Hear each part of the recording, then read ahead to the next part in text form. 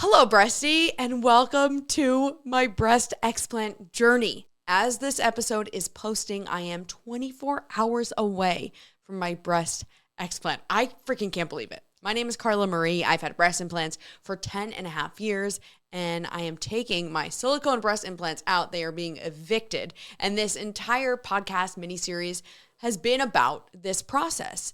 I've had different guests on explaining their stories. This whole explanting thing is relatively new for the most part. I talk a lot about breast implant illness, which I know that I have, and it didn't really exist or wasn't really spoken about before 2016. And at that point, I had my implants in for 3 to 4 years.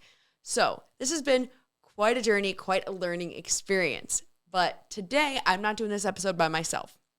I am having my boyfriend, my life partner, Anthony, join. Now, Anthony is also my co-host for everything else that we do, the Carla Marie and Anthony Show, the Morning Show podcast. We are business partners. We've known each other for 15 years at this point. So I thought it would be fun to have him here to kind of interview me, but also me ask him questions about what he thinks about this process. So without further ado, let's talk to Anthony.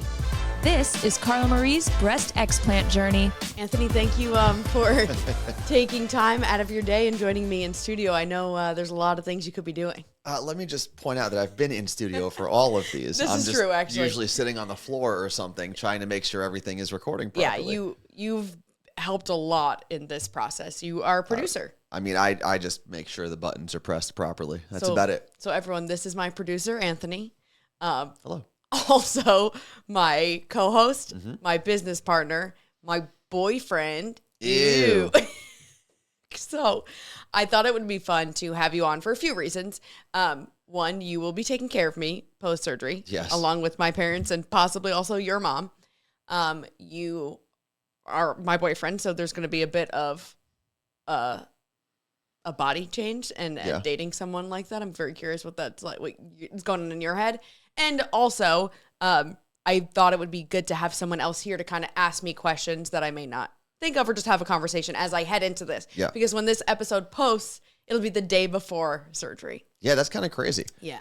So we're less than a week out right now. Yes. How do you feel, I guess, is the most important question. I mean, I'm definitely excited. Okay.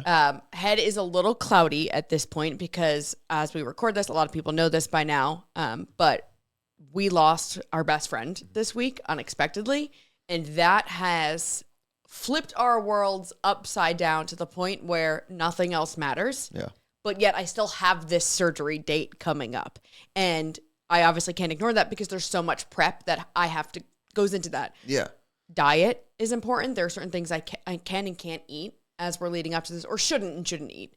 Like, I'm not supposed to eat dairy. And then we've kind of spent this whole time of being like, let's just order food because the last thing we want to do is cook. Like, I had the best laid plans going into this. Well, also, there's a lot of travel, and there's between going back for the services in New Jersey, then going to Florida for the surgery and all of that and getting the cats ready. There's a lot of things that we're trying to wrap up way before we thought we'd have to. Right. So do you feel, because obviously no matter what the surgery or procedure is, there's a little bit of stress right, involved. Do you feel like you are overstressed right now because of everything? Somehow no, because a lot of the stuff I wanted to get done that maybe I can't do is stuff that doesn't matter, right? It was like film some videos because I'm not going to be able to do it after because I won't have the boobs. And it wasn't just videos of my boobs. It was just kind of examples of, hey, this is what my shirts looked like before. Oh, yeah. I wanted to be able to have that to show people what it looks like after. So you can still do that once or twice. And I can. I'm going to pack some things, I think, and do it wherever.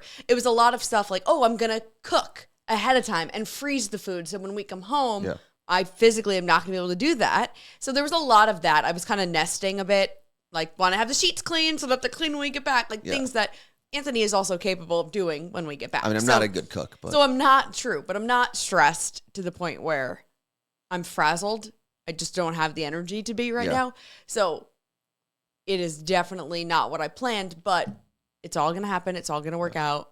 And I'm going into this pretty calm, honestly. Well, also, a lot of the smaller things that you worried about, the surgery is major, right? And making sure you're doing the proper things pre and post and prepared for the proper things pre and post. But all the other stuff, I think when you lose someone that's super close to you, you start realizing like, it doesn't matter. I'm just not going to worry about it. Let it go. Okay, but enough about me. Okay. I'm curious. This is your podcast. A few things, true.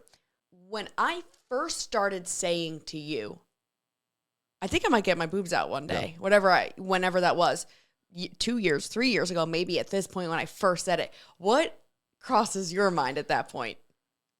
I'll be honest with you. I know that any surgery I thought you were going to be like, I'm a butt guy. No. Any surgery, I think, brings a little level of like anxiety. You just want to make sure everything goes properly and whatnot. But outside of that, outside of like the normal anxiousness when someone that you love is getting operated on, right, in any capacity, I didn't really give it much thought. But that's not what I'm asking. What are you asking? Like boobs. Yeah, what about them? They're leaving. Yeah. And as which we don't really talk about our relationship other than like the silly fun things a lot on our show. And we're obviously not going to talk about sexual things here either. But you've only known my body in our relationship with boobs. Yeah, but I knew you before you had them. Yeah, but you've never seen my old ones. No. Maybe this will like make me feel like it's a new person, you know? So you aren't concerned that, and you would be such a dick if you said yes, that you're concerned. So the answer is no, I guess. But I think like to be completely vulnerable, you can be completely vulnerable in that you are concerned, because I'm concerned that what the heck they're going to look like. The only thing that I'm concerned with in terms of the appearance is when I was sitting in the studio when you were talking to Lala. It seems like they're going to be pretty mangled looking for a while. Yeah. Not excited for that. Well, which I don't think anyone would be excited for it, right? Yeah. But other than that, no. I don't think I'm very concerned. Okay. But who knows? Maybe when they're gone, it's a whole different ball game. Okay. You know? Good to know. I have no idea. I am also concerned about that part of the beginning because I think by now I've decided I'm not going to get a lift. Okay. So unless for some reason morning of, I have a conversation with Dr. Rankin where he says, look, they could be awful. Look, right? They could be whatever, completely floppy. What do we do then? I don't know in that moment what I will say. I truly don't. Because if I do have kids, breastfeeding is something that is important to me. And boobs being taken out, lift or not, that could still be an issue. Yeah. But I don't want to stack any more cards against me. And the idea of their kids are just going to ruin them anyway. Don't waste money on a lift or the healing process. So I won't have a lift, meaning I won't have like these perfect perky boobs that you get with the lift right now. Okay. There's always time for a mommy makeover one day. Honestly, the way that I've viewed all of this is, number one, I wasn't part of the decision-making process to put them in. True. And even though obviously our relationship is much different now than it was when I knew you then, it's still your body. It's still your decision to make. And whatever happens after that, we'll figure it out. I mean, I'm not super concerned. When it comes to the caregiving process. Yeah. There's a lot of things that are going to happen. And my parents will be there for the first few days. So then maybe leave him in. I'm curious to see that dynamic of my mom helping me. I'll say my dad helping me, although he's just going to drive me insane on purpose. Like he's going into this knowing he's just going to sit there and bust my balls. Yeah. Or whatever I have left of my boobs the whole time. I'm curious what the dynamic is going to be like of my mom helping me and you also. I mean, I'll just do whatever I need to as like in like a support role in that case. Like she's going to have to shower me, which I'd much rather my mom give me a shower than you. Why? Yeah. I don't know. I think it seems like the natural way things are supposed to go. I mean, I guess right? she's done like, it before. Exactly. No, I think in terms of like when we're in Florida specifically, I'm in a support role, right? Like she's going to be the main person. I'm never going to get in the way of anyone and their mom. You're right. So she'll do her thing. And then if whatever I need to run out and get or fill in the gaps wherever, I'll do that. And then when we get back here. Well, there's also my parents leave and then your mom comes to Florida. Yeah. I mean, your family's there. So she'll get to see you and them. At that point, though, if I need help showering, I think it's going to be on you. Which is fine. Okay. Yeah, I think just when your parents are there, I will step back and whatever. It's easier for me when they're there. Yeah. Right? Especially with your mom there. And then I'll take notes of things I've got to do. Well. What is this thing? I have your booble here. The booble? Like Bible, get it? Oh, the booble. And it's all the instructions on recovery. You don't need to read like them out loud if you see anything that pops out. So, Very small print. I'm not going to read this right now. Okay. Dr. Rankin's office gives you a printout. It's not called the booble. I named it that. They give you a printout of everything to expect in the recovery process, which I love. It's like, this is normal. This will happen, so that you're not, panicked, calling, whatever. They do a really great job at that. Well, they've done it a billion times. So. Yeah, so I want you to read that. Promise me you'll read it before surgery. Yeah. Say it. Probably read it while you're in. How long does surgery take? 2 hours. Yeah, I'll read it while you're in surgery. Oh. Although I'll take probably like a Game Boy or a Switch with me. Are you going to film me post-surgery? When I wake up? Yes. Okay. What am I going to say? I don't know. I can't wait. I've honestly been thinking about it for weeks. Like, that's what I keep thinking of. Like, what am I going to say? What is the first thing? Because I filmed you once coming out of anesthesia. But that was like Twilight anesthesia. This is not the same? No, this is like, I'm going. As your producer, stop touching the microphone, please. When I woke up from getting my implants in, and they woke me up in the surgery room, the first words out of my mouth were, "What the fuck?" I can see that being I don't remember it. They told me that. I normally, if I was picking someone up or in the whatever there for a surgery, if I didn't have express recorded or written consent to record them afterwards, I would not. But now that you're asking, I'll record you. Like, how soon does someone get to see you after surgery? Like, once you're all like sealed up, zipped up, swoop, swoop, swoop, tied, I think they just like check your vitals, like clean up, and then they wheel you into the recovery room. And I don't know how they wake you up. Do they like just boost caffeine into IV? They just zap you. I'm going to ask that question. I think it's part of the anesthesiologist's job to then reduce the amount of whatever they're giving you, and then you start waking up from that. I'm going to have questions for them. Like, what time do you go to bed? Because it's early. My surgery is 6 a.m. How many hours of sleep did they get? Yeah, I think, honestly, it's crazy because a lot of people have asked me how I feel or am I nervous or whatever. Really, the only nerves I have would be the same nerves as anyone going into surgery and being put under. Right. Because, listen, the reality is anything can happen. Of course. Right? The anesthesiologist might sneeze as they're injecting it. I keep thinking that's going to happen. That's not how I don't think that's how the system works. But listen, yes, like there's the fear that precedes any surgery. Yes. Outside of that, I've got very little concern. I mean, the recovery is going to be weird at times. You'll be learning things and I feel like with any sort of recovery, any sort of progress like that, you read all the notes, you get as prepared as you can, and then you deal with whatever comes, right? Like, it's not always going to be a textbook recovery, so you just deal with whatever comes. And after that, I mean, you are a smart and strong enough person that you'll do what you have to do to recover properly. Yeah, that's it. But I think that's also part of the strong and smart almost combat each other a bit. Because I think I'm going to be I'm so independent where I'm going to want to do things on my own, even though I know I'm not supposed to. And what?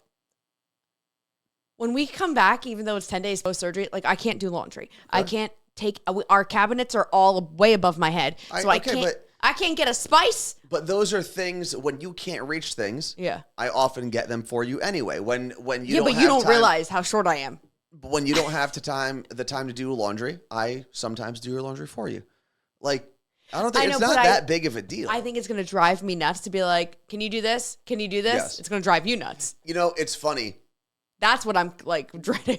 When you are able to do it, having other people do tasks for you is great.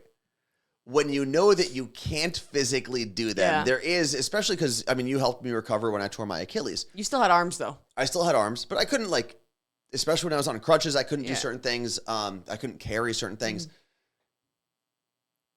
having the assistance when you don't need it is great. Having the assistance when you do need it does make you feel like a prisoner in your own body sometimes. But I think you'll get used to. I think you're going to get too comfortable with me doing things for you that you might drag your recovery on a little longer. I need a bell or like a little buzzer. You can just wear it. I can buzz you. Okay.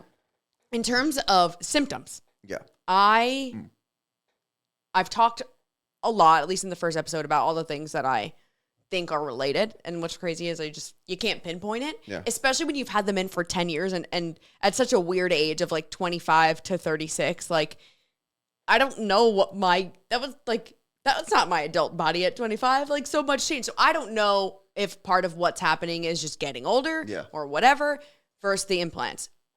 You firsthand have seen me go through a lot of this. And you said something on our show, on the Carla Marie Anthony show on Twitch and YouTube, and I haven't brought it up to you because I wanted to do it here. Oh. I felt so validated when you said Carla Marie is sick all the time. Yeah. And I knew that, but a little part of me was like, oh, I've always been like this. And then I started realizing, no, I haven't. Mm-hmm. I used to pride myself on never being sick. I would get 2 sinus infections. No, sorry. I would get 2 colds a year, not even sinus infections.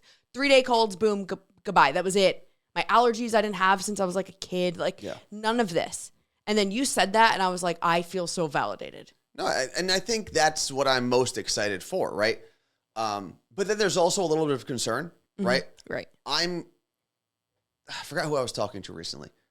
I have no concerns for myself in regards to this surgery. The concerns I have for you, because I've heard through listening to this podcast, from seeing some of the Facebook posts that you see, there are so many different symptoms that women attribute to BEI.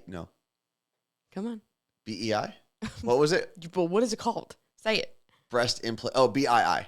BII, right? Breast implant illness. Yes. There are so many symptoms, and you have a ton. My biggest concern is, what if none of them go away? And you've said that, yes, you're still fine with the decision. You never wanted them in all forever. But my concern from a mental standpoint is, you still have all these symptoms, which I hope all of them go away instantaneously. I don't think that's going to happen right away, especially. But my concern, I guess, is, are you going to be okay mentally? And you'll never know until it happens. If all of these things remain without them. That's my first concern. Right. My second concern for you would be, are you going to be happy with your body? Because you haven't seen it like that in a long time. I know. It is a struggle, because I'm like, I do want smaller breasts, but how much smaller? And I don't get to make that decision, obviously. And even regardless of the specific size. With the shape. It's just, that's what you've looked like now for how many years? 10 and a half. 10 years. You've looked this way, more or less, for 10 years. And I actually, it's going to be drastically different. I know. Immediately. I know. So that's my other concern, is mentally, how will you handle both of those things? How will you handle if, God forbid, none of the symptoms go away? And how will you handle once you're recovered? Right? Because you're probably going to hate the way it looks right away. Well, yeah, I don't think I'm going to like it. It's going to be tubes and everything. And, can't wait. Like, you're going to look like a science experiment for a little bit. I am. 2 months down the road. Yeah. Tubes are out. Things are starting to heal, scars and whatnot. Are you going to freak out with this old/new body? So I've thought about that, actually. Will I freak out, that part? And I keep saying it doesn't matter. They have to come out at some point. Of course. So as much as I may be like, fuck, it doesn't matter. I made the decision 10 and a half years ago. I'm not making the decision now, basically. Okay. It's not going to be like, oh, whatever, I don't care. There will probably be a moment where I'm like, oh, fuck, what did I do? And to that, I can always fix it, right? I can always go back under and get fat grafting, where they take fat from other parts of your body and put in there and get a lift. But which is a whole nother process, though. It is. It's more money. And it's more money, recovery. Like, I can't even. And it'll be years before I do that. So what I have seen a lot of women in this Facebook group, some of them go through that, where they're like, I as much as I don't love the way that they look, I'm just so happy that they're out of me. It beats that. Yeah. Or I actually like the way that they look now, even though they're not perfect, perky, whatever. I actually love them, even though they're different than what they were with implants or before implants. So you come to love your body, I think, eventually, especially in today's world where we hear a lot of just love your body. It's the only one you have. It's an easier thing to tell people than it is to accept for yourself, though. It is. And for better or worse, that's just the way the world is. But again, these had to come out at some point. Mm-hmm. I'd rather do it now than wait any longer when I'm older. They're getting saggier or, whatever. Just, it should have been done already, basically, is how I'm going at this. So it's going to happen either way. So that's the mindset I have for how they look.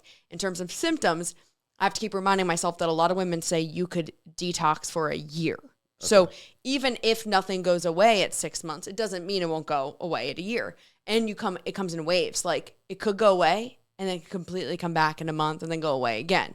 Your body is detoxing. There are so many women that say they felt great and got a massage and they felt awful all over again because so many toxins get stored in your muscles that when you get a massage, they get broken up and they start going through your bloodstream again. Mm-hmm. So, and then you eventually flush them out. Now, in terms of a year from now, if I still feel the same, of course, that's going to suck.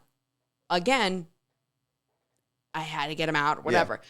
If I still have the nose issues, I'm going to go to an ENT and go through that process and figure out why I sneeze all the time.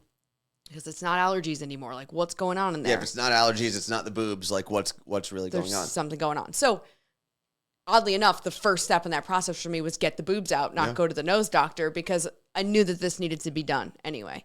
In terms of heart palpitations, I actually have an appointment in June to go to a cardiologist because even if they do go away, I still need to check in with, family history. So I am lining up some things and figuring things out, whether they all go away or not. I will say the one thing that I am scared about is every woman, every one of them. I'm not even kidding. I haven't talked to a single person that not said this. They wake up from surgery and they can breathe better. And they realized that they weren't breathing great before. I'm scared that I'm going to take that first breath and I'm not going to feel that. Because when I tell you every single woman, and I mean everyone, I haven't heard a woman that say I woke up and I didn't breathe better. I'm sure they're out there. Yeah. I just haven't heard that. And I've taken note a lot lately of how I'm breathing. One nostril's basically, like it'll whistle. You'll hear it in the microphone. It's like whistling because it's just closed. Yeah. I get so gassed walking up steps. I was never like that. And I'm active. What is going on? So I hope that happens. But that I will say I'll be completely honest, that's the one thing I'm scared of. I think the most eye-opening thing for me was listening to your podcast with our friend Lisa, who said that even though she didn't think, she just wanted them out for getting them out. Yeah. Like that she didn't think she had any ailments or anything like that. And then she got them out and realized that over time she had gotten accustomed to the way she felt, like shoulder pain, inflammation, things like that just went away. And I think the silver lining, if you don't see some of these symptoms disappearing quickly, is they didn't show up the day that you got your boobs. A lot of women say this. Right? Yeah. It takes time, right? Your body has to build up kind of that reaction to the foreign object that's now been placed in it. So getting rid of those symptoms, it's kind of like gaining weight, right? You don't gain a ton of weight in a day. You gain it over the course of months or years. Although if you're a woman, it sure feels like it happens in a day. And to lose it, it still usually takes around that same time. Longer, honestly. So I would view it in terms of trying to be patient with the process in that same light. It didn't take me a day to get to this point. It's not going to take me a day to get through it. And I think I don't think you'll let me think any other way. So you'll be there to remind me of this moment. I am excited for you, though. Me too. And because I've known you for so long in so many different capacities and in different places and whatnot, I'm excited because I know the weight of the symptoms that you carry on a day-to-day basis, whether it's inflammation, it could be your cyst that you've dealt with, that I've taken you to the hospital for, ovarian cyst, yep. It could just be the sinus stuff. Couple months down the line, whenever whenever hopefully they are all cleared up, I'm excited for you to be able to tackle life differently and with less things that you feel are holding you back. Yeah. That's what I'm really excited for. Thank you. When I hear what other women say, like they lose their jobs because they can't get out of bed and then they take them out and they're like a whole new person again. I'm like, oh my God, I'm so lucky that that's not me. But I also like right now, my eyes are so dry sitting here that I want to rip them out of my face. And I didn't know that was a symptom until recently. Dry eyes? Yeah. Like dry and like, I just need to like close them. It's so bizarre. And maybe that's one of them too. And it's simple things like that where now I'm sitting here and all I'm thinking about, my eyes are so dry. I need to keep blinking. And it's simple things like that. But the fact that I've been able to still live my life and do all the things I've done is incredible. I just can't wait to have a better quality of life doing it all. But hear me out. And the energy. If I get some energy back, you won't even know what you are going to be so screwed, sir. But hear me out. Okay. So for the dry eyes thing. Now I can do this. Now that we talked about it. There's part of me that's like, okay, well, all of these women on Facebook who are complaining about dry eyes, maybe just get off of Facebook. You won't be staring at your screen. Right? Maybe stop staring at the screens. Because that's the thing that's so hard to figure out with any sort of medical or health symptom, right? Is there are so many factors that play a part, right? If you have inflammation and you have breast implants, well, what does your diet look like as well? And I am not at all trying to say that the breast implants aren't an issue. It's just got to be so tough, even if there's a doctor out there that wants to prove scientifically, like, hey, there's a direct connection between breast implants and symptom X. You have to find enough women who have had breast implants and then figure out all of the other things that they are all doing. Because if you're trying to like find it scientifically in a real study, you have to look at all of the different factors. Yeah.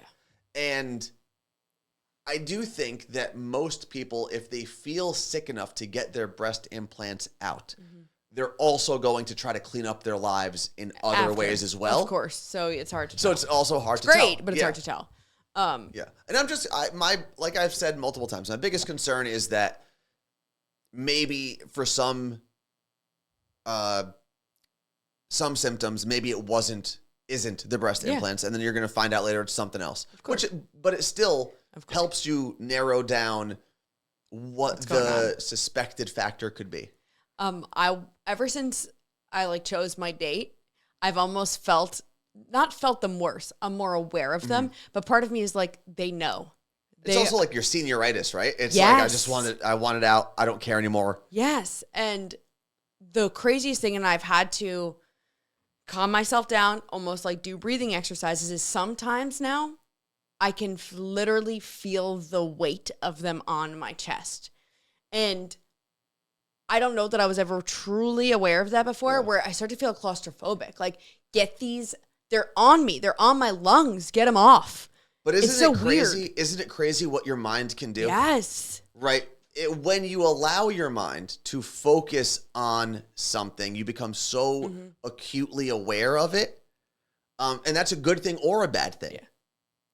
And I think that it's just fascinating to me. I know. It right? Because now that you're focusing, and not only do you have a date, right? But unlike most people that would be counting down the days to their breast explant surgery, you're researching these people who you're talking to, right? It's almost like consuming. A 24-hour consumption of breast explant and implant illness stuff.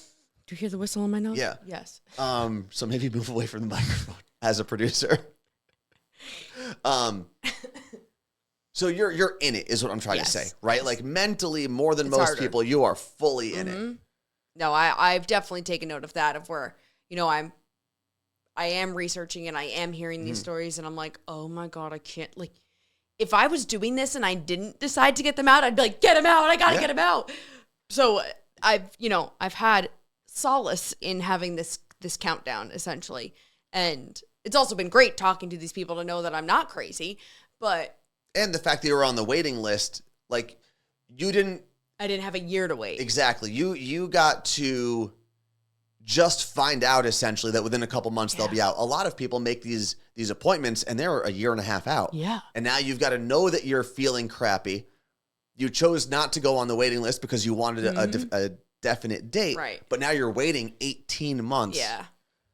I don't know with what all you do, your symptoms. because ever since I found out when my date was, I haven't purchased a single.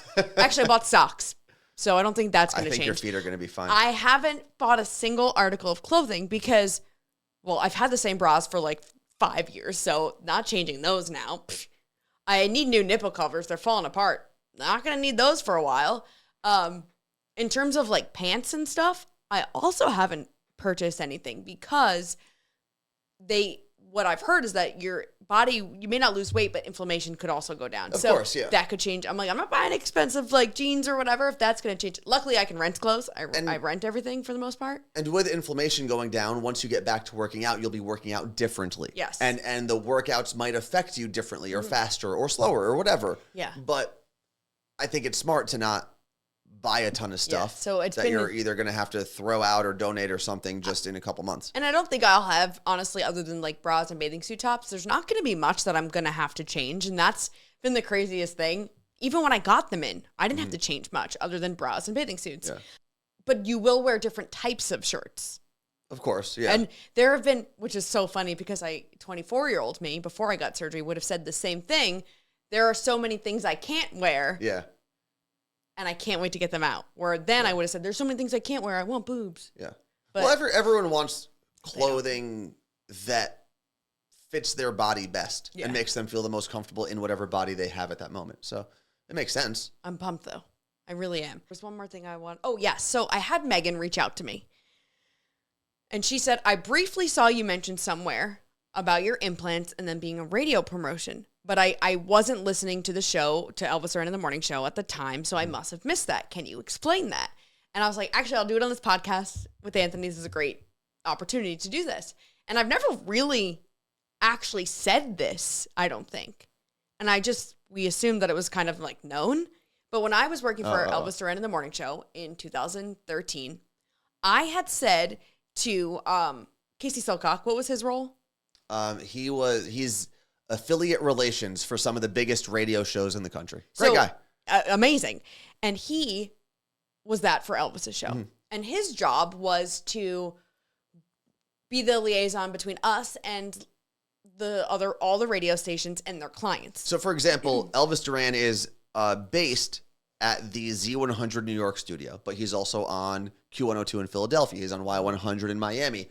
So Casey's main job is to make sure those stations, the Miami, the Philadelphia, the Poconos, get what they need from the Elvis show in terms of like production stuff. And the lines of communication are always open because it would be a lot for each of those stations to need to reach out to Elvis directly. And Casey, so there's now a point person. And that job would also, the station would say, hey, we need this audio, or we need a person who's going to be good at this for a commercial. And then Casey would then filter it to who it needed to go to. Yeah, like he would reach out to me if they needed a video for a minor league ballpark, needed a video that they wanted to put up to promote Elvis Duran in the Morning Show. So I would make that and send it to him. He would send it over. So I went to Casey Silcock at some point early in 2013, and I said, if we ever get a station that has a plastic surgeon who wants to do breast implants, I'm in. And then he said, have you ever heard of West Palm Beach, Florida? So we didn't have West Palm Beach yet. And I was like, I am in. I've wanted them since I was like 16. And I'm like 20. I think I was 25 at this point saying this. He's like, okay. I'll never forget the day he called me. I was standing in what we call the jock room, which that's not even the same building anymore. Yeah. And he's like, hey, so you know how, this is going to be a little awkward. I don't want to say this, but you know how you mentioned that you would want breast implants one day? And I was like, yeah. He goes, well, I actually think we have a station and a doctor that want to do it. So at the time, Elvis took over for, the West Palm Beach station. I'm completely blanking on the name. 95, 94. Was it KVJ? Yeah, it was. Yes, it was the KVJ show. They're still on the air in Florida. They're great. We've met the K of the KVJ show. So they put them on in a different market. Elvis took over there. And Dr. DeLange at Aesthetica Institute always had commercials with their show. And the V of their show, Virginia, I believe is her name. She was the person who would do the commercials. So she would go there and get all the whether it was Botox. I don't know what she did, but she was a client of them. But in that situation, she doesn't pay. So basically, you get almost with anything in radio, you get the product, whatever it may be, and you get to talk about it on the radio. Yeah. And often you're paid. Okay? Sometimes it's trade, sometimes you're paid.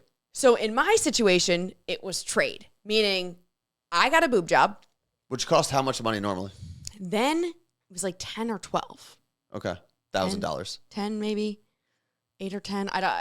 Ish in that between 8 to 12. I got a boob job, and the trade-off was I would do commercials about it for years, ever, whatever it was. I just wasn't paid for those commercials. So that was the trade-off. We obviously talked about it on the air nationally, right? My commercials only aired in West Palm Beach. Yeah. So that's why I think a lot of people don't realize that. We talked about it on the air, but we didn't make it a commercial on the air. Yeah, when you were talking about it, it was more your experience and your journey, much like this podcast. Yes. It wasn't go to so-and-so for your cosmetic surgery needs or whatever. And the hardest thing, the most annoying thing at that time was I had a few people that reached out and would text into the show and be like, she complains about her student loans and now she's getting a boob job. And I was like, ugh! Even now you get that sometimes. I do. And so that's actually how this whole conversation started, because someone said that to me recently. It's like, oh, you got a boob job and you complain about student loans? I'm like, I also bought a house and I complain about student loans, bro. Like, shut up. Yeah. And that's when I said I got the boobs for free, and they probably got me more gigs and jobs because I had big boobs. You probably got to pay off your loans faster because of them. Somehow.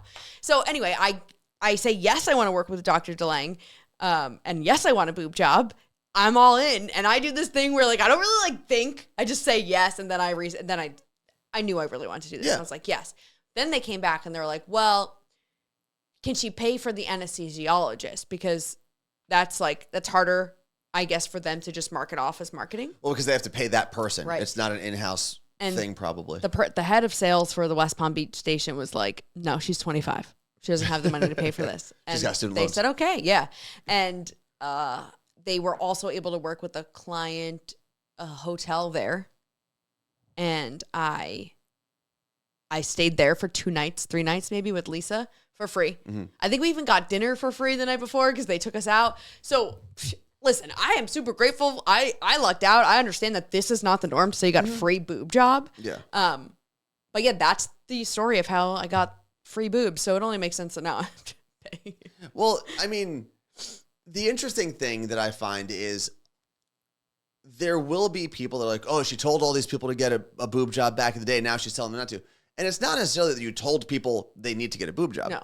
You just said, if you are in the West Palm Beach area and you are looking for a boob job or any sort of cosmetic surgery, think of this person. Mm-hmm. And I don't even think, from what I've heard, you and most of the people, except for maybe 1 or 2 guests on this podcast, have never said, don't go and get a boob job. It's just do your research and understand that if something happens later on, if you start feeling sick later on, this could be the cause. Yeah. Right? Everyone's still able to make whatever choices they want, whether they want a boob job just for cosmetic reasons, whether they want one because they got a mastectomy, whatever it is. Mm-hmm. It's still available to you. No one's telling you not to do it. They're just telling you that there could be some side effects that maybe the doctors and big boob companies, no pun intended, big boob, aren't telling you about. Big silicone. I think doing this, the explant, is more powerful speaking about it, because I will have to learn to love my natural different body, I guess. It's not going to be what it was at 25, obviously. But I think that'll be a learning experience for me and other people too. Of course. To love their body. And again, I always say this, it's not that I didn't love my body, I just wanted bigger boobs. Yeah. But if I didn't have society, my sister, and I'll tell her ass all the time, you made fun of me, my younger sister, all the time because you said I had cone boobs like Madonna in the music video. And I did. My breast tissue weighed forward. It's the best way to describe it. So like it came to a point, essentially. So you're in for a treat if that's what they still look like. I don't know. Madonna looks pretty good with those cone bras on. Yeah. I'll just have to get a cone bra. So yeah, if society didn't tell us big boobs, I don't Yeah. I don't know if that's what I want, but I can't take that back. At the end of the day, and you know what's funny? I saw a clip, I think it was yesterday, of Trevor Noah. He was promoting his podcast that he has on Spotify or with Spotify or whatever. And he was talking about how in South Africa, where he grew up, you got made fun of for being too skinny, right? Because if you were too skinny, it meant like if you were married, it meant your wife wasn't cooking for you. If you were a kid, it meant your family had no money to feed you. Which, if you go back to like medieval times, that was also kind of what they thought. If you were too skinny, you were poor. Right? Because you were starving. And if you looked like royal people back then were like heavy and bigger. And the reason I'm saying that is every single group of people has been made to feel bad about the way they look. And there's two reasons. One, it's because there's probably an industry that's trying to sell you something. So crazy. And the other reason, when it's more personal, is the person who is telling you that you should be uncomfortable with the way you look is probably uncomfortable with the way they look, right? If someone's telling you that you're too skinny, it's probably because maybe they wish they were skinnier like you. If someone's making fun of you for being too tall, they probably wish they were a little taller. Yeah. There's either an insecurity that someone's throwing in your face, or there's an industry that's trying to get money out of you. That is facts right there. So no matter what you look like, someone is going to tell you, right? If you're skinny, they're going to say you need a BBL or you need a boob job or you need whatever. If you're too big, they're going to tell you you need liposuction, you need Ozempic, or you need whatever. There's an industry that's trying to sell you an image that they want you to believe in. Oh my God. I mean, that's just society, though. Yeah. That's what we've created. When we did talk about me getting my boobs on the air, one of my concerns then, and still it's valid, was that we had young girls listening to the show. And it was so hard because I wanted to be honest about it because that's what I was doing. But I almost didn't want to normalize it. It's weird. It is so weird because do whatever the hell you want has been my thing. And yes, I did normalize it, but I also didn't want them to, I still don't even know how to explain it. It's very hard because I don't want them to feel bad about themselves and think that they had to do this. But I wanted them to also understand you can just do this, and who the hell cares? Just do it. Yeah. I think you did a good job from what I remember back then of not making it sound like you felt like this was going to make you whole. Yeah, right? That's not why fix I a problem. Yeah. Well, it fixed a problem, the small boob problem. But you just said it was something that you've thought about. It could be temporary and will most likely be temporary. And that was it. And everyone's able to make their own decisions. And here we are. So when this airs, surgery will be tomorrow. Yeah. You ready? I am. All right. I am ready. Yeah. All right. Well, let's say goodbye then. Okay. Bye, boobs. Wait, say bye to the boobs. Should I flash the camera? Probably not. Oh, go watch. If you're listening to this, go watch the whole thing on YouTube. I might have flashed the camera. If she did, it's definitely not on YouTube. Thank you so freaking much for coming along on this journey with me, but it is not over. My plan for the next episode is to talk about recovery. I want to say 100% I'll be doing that, but who knows what's going to happen? Who knows how I'm going to feel? But that is the plan because I think I should do it while it's raw and it's happening. So the plan is to have an episode next week. It'll be just me, or the next episode, if you're listening to this in the future, the next episode will be just me, most likely, talking about the recovery process, anything that Dr. Rankin may have found. Make sure you follow him, by the way, because he posts so many amazing things about the implants he removes from women's bodies. I'm going to be posted there. Can't believe I'm going to see my implants on his page because I've been like fangirling, following him for over a year now. So make sure you follow him. All the info is below. If you think you have breast implant illness or you just want more information, there's a ton of info in the description of this podcast. And if you go to themorningshowpodcast.com, just go check it all out. Again, thank you so, so much for being here. You can follow me at the Carla Marie. Listen to the Morning Show podcast, my day job with Anthony, wherever you get your podcasts, and stream the Carla Marie and Anthony show on YouTube and Twitch. Peace out, boobs.